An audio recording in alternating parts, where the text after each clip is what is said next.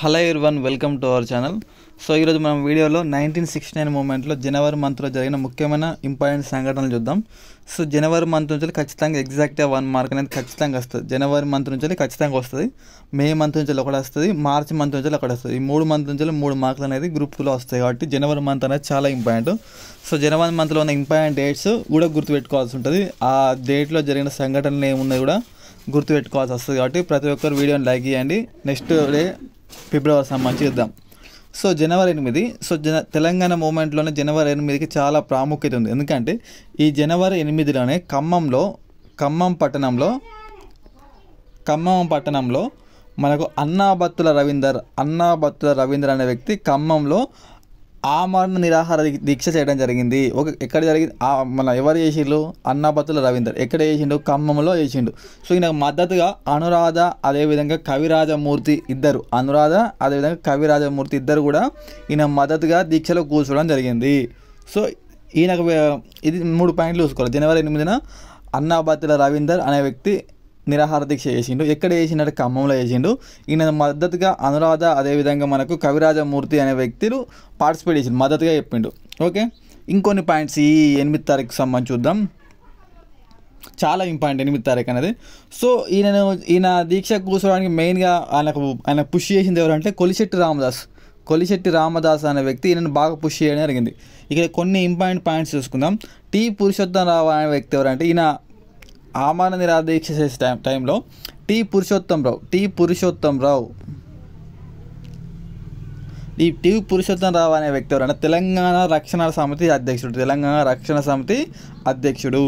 అదేవిధంగా ఎస్ సత్యనారాయణ అనే వ్యక్తి తెలంగాణ రక్షణ సమితి కార్యదర్శి. సిద్ధులు అనే వ్యక్తి వరంగల్ విద్యార్థి సంఘం నాయకుడు. రజత్ అలీ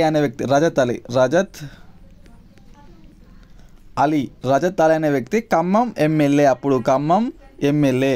సో ఇది దీనికి సంబంధించి. సో జనవరి 9న మనకి ఏమైందంటే వరంగల్లో భారీ బహిరంగ సభ జరిగింది. జనవరి 9న వరంగల్లో భారీ బహిరంగ సభ జరిగింది. దీనికి అధ్యక్షత వహించింది పురుషోత్తమరావు. ఈ పురుషోత్తమరావు ఎవరంటే తెలంగాణ రక్షణ సమితి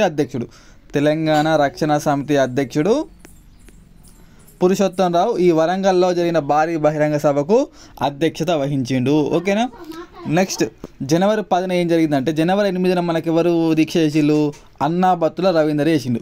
సో జనవరి 9న మనకు ఎవరు చేసిండు అంటే జనవరి 10న కృష్ణ అనే వ్యక్తి పాల్వంచలో మనకు పోటు కృష్ణమూర్తి అనే వ్యక్తి పాల్వంచలో నిరాహార దీక్ష చేసిండు.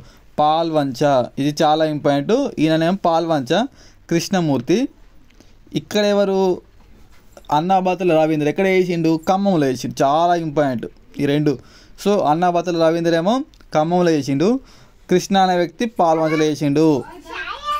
నెక్స్ట్ ఇక్కడే 10వ తారీఖులోనే మనకేమైందంటే నిజామాబాద్ డిస్టిక్లో విద్యార్థి పరిషత్ అధ్యక్షుడు పోషెట్టి ఆధ్వర్యంలో ఒక మీటింగ్ అనేది జరిగింది. ఇది కూడా ఇంపార్టెంట్. పోషెట్టి ఆధ్వర్యంలో జనవరి 10నే మీటింగ్ జరిగింది. నెక్స్ట్ జనవరి 11 ఏం జరిగింది చూద్దాం. జనవరి 11న తెలంగాణ విద్యార్థి హక్కుల రక్షణ కార్యాచరణ సంఘం ఏర్పడింది. ఓకే, తెలంగాణ విద్యార్థి హక్కుల రక్షణ కార్యాచరణ సంఘం అధ్యక్షుడిగా ఎవరు ఎన్నికలంటే మురళీధర్ రావు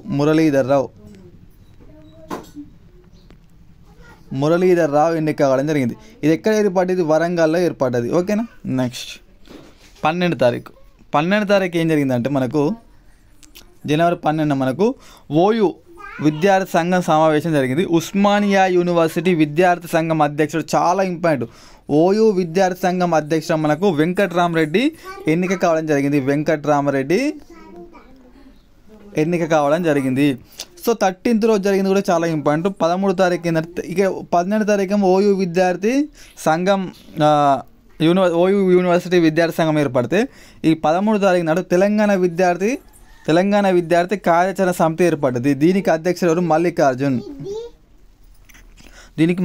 అధ్యక్షత వహిస్తే ఓయూ విద్యార్థి సంఘం అధ్యక్షుడికి వెంకట్రామరెడ్డి, తెలంగాణ విద్యార్థి సంఘం అధ్యక్షునకు అధ్యక్షతకు మనకు మల్లికార్జున్ మల్లికార్జున్ అధ్యక్షత వహించాడు. సో ఇక్కడనే ఈ వెంకట్రామరెడ్డి ఏమో ప్రత్యేక రక్షణ కావాలని చెప్పిండు. తెలంగాణ రక్షణ అవసరము, మన సపరేట్ తెలంగాణ అవసరం లేదని చెప్పేసి వెంకట్రామరెడ్డి అంటే, సో ఈ మల్లికార్జున్ నేతృత్వంలో తెలంగాణ విద్యార్థి కార్యసమితి ఏమన్నా అంటే ఖచ్చితంగా మాకు సపరేట్ తెలంగాణ కావాలని చెప్పేసి వీళ్ళు అనడం జరిగింది. సో ఇది నెక్స్ట్ పాయింట్ చూసుకుంటే మనకు 18th and 19th. సో 13వ తారీఖు జనవరి 13 ఒక ఇంపార్టెంట్ ఇష్యూ ఉంటుంది. సో తెలంగాణ పరిరక్షణల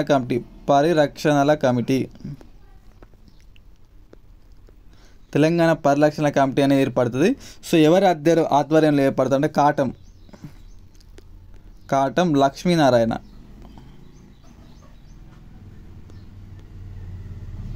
ఈ కాటం లక్ష్మీనారాయణ ఆధ్వర్యంలో తెలంగాణ పరిరక్షణల కమిటీ అనేది 13వ తారీఖు ఏర్పడుతుంది. ఇది ఇంపార్టెంట్. నెక్స్ట్ చూసుకున్నాం మనకు 18, 19 తేదీలో అఖిలపక్ష సమావేశం జరుగుతుంది. ఎక్కడ జరుగుతుంది? ఆనంద నిలయంలో జరుగుతుంది. ఆనంద నిలయంలో 18, 19 తేదీన అఖిలపక్ష మీటింగ్ జరుగుతుంది. ఈ ఆనంద నిలయం అప్పటి కాసు బ్రహ్మానందరెడ్డి యొక్క నివాసం పేరే ఆనంద నిలయం. సో ఈ మీటింగ్ మొత్తం 45 మంది హాజరవుతారు.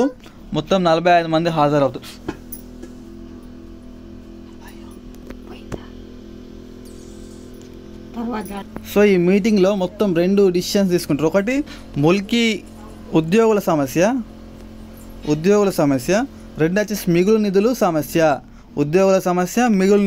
ఈ 2 మెయిన్ ఇష్యూస్ తీసుకుంటారు. సో ఉద్యోగులు మొత్తం ఎంతమంది 4 ములికీలు ఉన్నారని 4500 మంది ఈ మీటింగ్ ద్వారా ఉన్నారని చెప్పేసి తెలుస్తుంది. సో మిగులు నిధుల పైన తీసుకోవడానికి కోసం లలిత్ కుమార్ కమిటీ అనేది ఏర్పాటు చేస్తారు. సో ఈ లలిత్ కుమార్ కమిటీ తెలంగాణకు 34 కోట్ల మిగులు నిధులు ఉన్నాయని చెప్పేసి చెప్తుంది. ఓకే, ఇది అయిపోయింది. నెక్స్ట్ 21 రోజు, జనవరి 20 రోజు ఏమవుతుంది అంటే తెలంగాణ ఉద్యమంలో తొలి పోలీస్ కాల్పులు అనేది ఎక్కడ జరుగుతుంది అంటే శంషాబాద్ రైల్వే స్టేషన్ దగ్గర జరుగుతుంది. శంషాబాద్ రైల్వే స్టేషన్లో తెలంగాణ ఉద్యమంలోని తొలి కాల్పులు అనేది జరుగుతాయి. నెక్స్ట్ 22 and 23న 22నేమో మనకు అన్నాబత్తుల రవీందర్ ఏమో దీక్ష విరమిస్తాడు. 23నేమో కృష్ణ అనే వ్యక్తి దీక్షను విరమిస్తాడు. నెక్స్ట్ 21 జనవరి 21 ఏం జరిగిందంటే మనకు జీవో నెంబర్ 36ని రిలీజ్ చేస్తారు. సో ఈ జీవో నెంబర్ 36 ప్రకారం ఏంటంటే 28 ఫిబ్రవరి లోపు ఎవరైతే తెలంగాణలో 4 ములికీలు ఉన్నారో వాళ్ళందరికీ వాళ్ళ ఏపీ ప్రాంతానికి పంపిస్తామని చెప్పేసి అంటారు ఈ జీవో నెంబర్ 36 ప్రకారం. సో దీన్ని అమలు చేయడం కోసం 2 అధికారులను ఏర్పాటు చేస్తారు. ఒకటి వచ్చేసి I J Naidu, next R Vittal Rao వీళ్ళిద్దరిని ఏర్పాటు చేస్తారు. నెక్స్ట్ 24న జనవరి 24న సదాశివపేటలో మనకు సదాశివపేటలో పోలీస్ కాల్పులు జరుపుతాయి.